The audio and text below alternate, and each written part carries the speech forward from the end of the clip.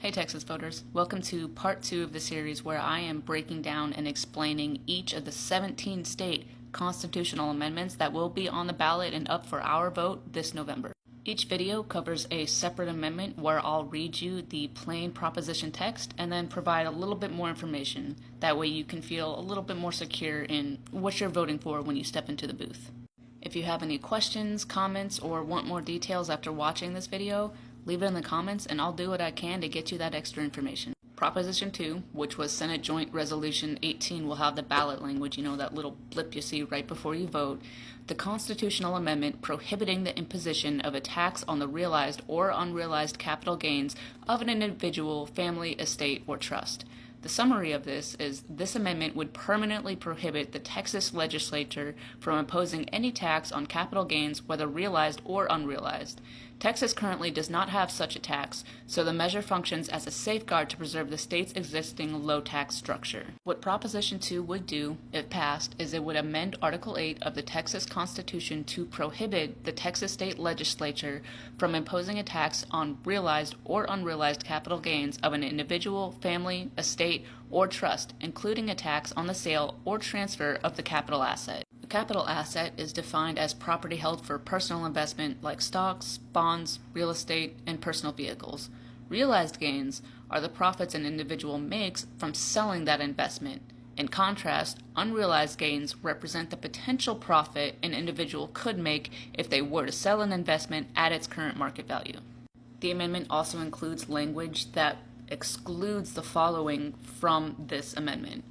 That is taxes on property, sales taxes on goods and services, or a use tax on the storage, use, or other consumption of goods and services within the state. So to try to be clear, if Proposition 2 were passed, that would mean that no future Texas legislator would be able to write laws or codify in the tax system that capital gains, realized or unrealized, could be taxed. And if Proposition 2 were to fail, that just means that nothing would change. We wouldn't start seeing capital gains, realized or unrealized, start being taxed. This just means that in the future, if a Texas legislator were to decide to try to put that into tax code law, they could try to do so. For additional context, for the tax year of 2024, there are 42 states that currently tax capital gains. The highest rate for each state ranged from 2.5% in Arizona to 14.4% in California. So Texas is one of the 8 states that doesn't do that. I want to be clear though, that's not what saying no to this proposition would do. Again, saying no would change nothing about how taxes are collected in the state. This is just a little bonus information, right? Just something to keep in the back of your mind. An analysis done in October of 2023 shows that the top 5% of tax filers were estimated to hold 74% of Texas total wealth.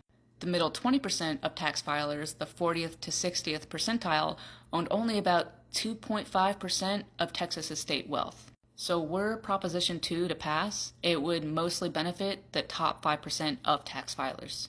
And I want to be really, really clear. Were Proposition 2 to fail, that just means that nothing changes. The tax system in Texas would remain exactly how it's been. If you have any questions or comments or just want more details about Proposition 2, leave it in the comments and I'll try my best to get you that information. Thank you for watching this video, and I hope you join me on the rest of the series, because I'm learning a lot too, and I want us all to be a little bit more informed before we step in that booth.